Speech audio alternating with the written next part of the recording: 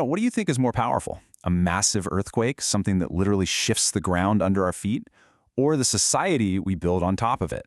Today, we're going to dig into a tectonic divide that has less to do with geology and really everything to do with us, with human development. And it reveals this startling truth about why some places can withstand a disaster while others just crumble. So here's the big puzzle we're looking at. How can two earthquakes, both with just immense destructive power, strike different parts of the world and create completely different realities? We're talking two totally different worlds of devastation. It's a question that honestly tells you a lot about the world we live in. Okay, look at this. This slide tells the whole story. On one side, you've got Haiti in 2010, a magnitude 7.0 quake and an almost unimaginable human toll. Over 200,000 lives lost. Now look at the other side, Japan, 2011. The earthquake was way more powerful, a magnitude 9.0, and yet the number of deaths from the shaking itself was so much lower. But that economic cost? Whoa, astronomically higher. So what on earth is going on here? To really get this, we have to look way beyond just the Richter scale. So let's start unpacking this tale of two quakes. And the answer, really, it boils down to these two crucial words, vulnerability and resilience. Think of it like this. Vulnerability is how exposed a place is, how easily it can get hurt. And resilience, well, that's its ability to get back on its feet. As you're about to see, these two things are the real forces that decide what happens after the shaking stops.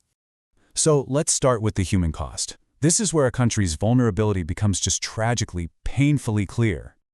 Just look at that number for a second.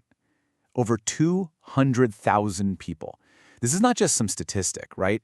It's a catastrophic loss of life from one single event in a developing nation. And a number that big, it demands an explanation. So here's the thing you have to remember. The earthquake itself didn't kill all those people. Collapsing buildings did.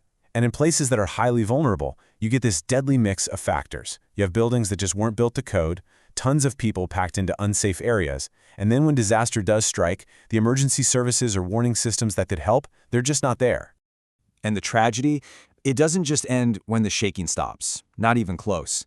For all the people who survive, you're talking about mass displacement, millions forced from their homes, living in temporary shelters, facing all new kinds of risks. And then there's that invisible toll, right? The psychological trauma that can just haunt a community for generations. Okay, now let's switch gears and talk about the money. The economic aftershock tells a totally different, but just as devastating story. And to get this part, you really have to understand the difference between the absolute cost and the relative damage. And this chart just illustrates that paradox perfectly.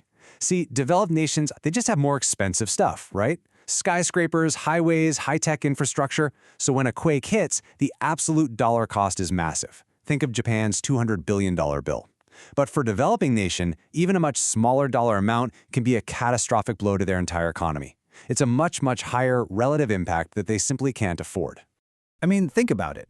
When your roads, schools, and hospitals are just gone, it's not just a repair bill you're dealing with. It's a full stop to your country's progress. A single disaster can wipe out years, sometimes decades, of development, basically trapping a country in this endless cycle of recovery.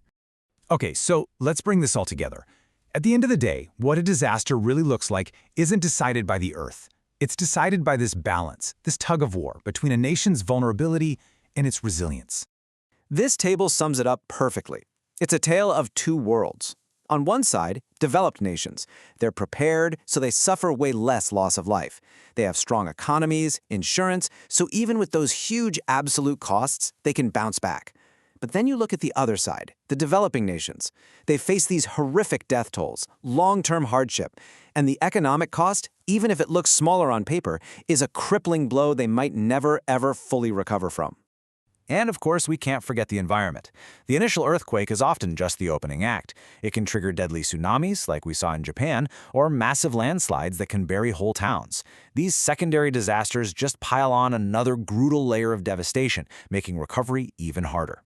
So all of this leaves us with a really critical question. Look, we can't stop the tectonic plates from shifting. That's a given.